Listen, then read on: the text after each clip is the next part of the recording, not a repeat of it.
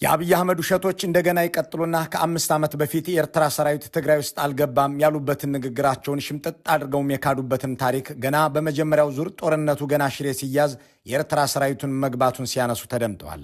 ያኔ እኮ ሻዕቢያ አልገባም ሲሉን ነበር፣ አሁን ደግሞ ምን እያሉን ነው የሚል ጥያቄ የሌለባቸው አብይ ያኔ የትግራይን ህዝብ ሻዕቢያ በማጥቃቱ ፋብሪካዎቹንም ነቅሎ በመውሰዱ ምክንያት ተጣላሁት ብለው ሌላ ታሪክ ይዘው ቀርበዋል። ጸቡ የተጀመረው ብዙዎች እንደሚያስቡት የቀይ ባህር ጉዳይ ሲመጣ አይደለም።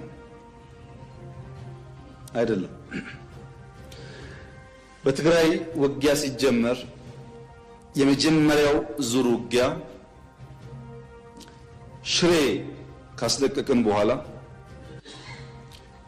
የኤርትራ ጦር ከኋላ ተከትሎ ሽሬ ገብቶ የአንዳንድ ሰዎችን ግለሰቦች ቤት ማፍረስ፣ ፎቅ ማፍረስ ሲጀምር ጸብ ተጀምሯል።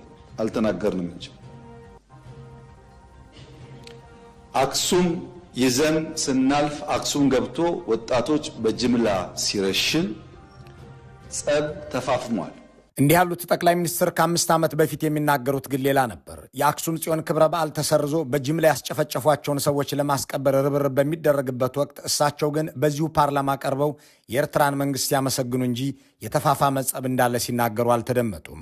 ዓለም የኤርትራን ሰራዊት አስወጡ እያለ ሲጨቀጭቃቸው አልገባም እያሉ ሲከራከሩ ነበር እንጂ እንዲህ እንደ ዛሬው ለወቅቱ ሲያመቻቸው የገለጹት አልነበረም። የሽሬ ከተማን ብልጽግና ያዘው ከጦርነቱ ሁለተኛ ሳምንት ገደማ እንደነበር ልብ እንበል።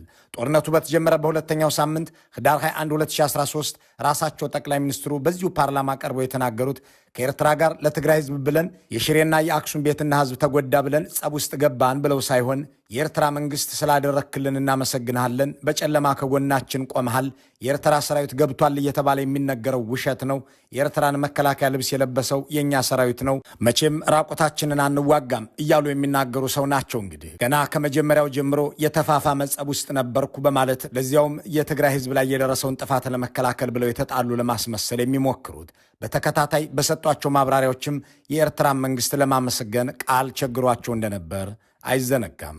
ዘንድሮ ከኤርትራ ጋር ታርቀን ባይሆን ኖሮ ምን ሊፈጠር እንደሚችል መገመት ያስቸግራል። መታረቃችን የግለሰቦች አለመሆኑን፣ መታረቃችን የህዝቦች መሆኑን ከኤርትራ መንግስት በላይ የኤርትራ ህዝብ በተግባር አሳይቶናል።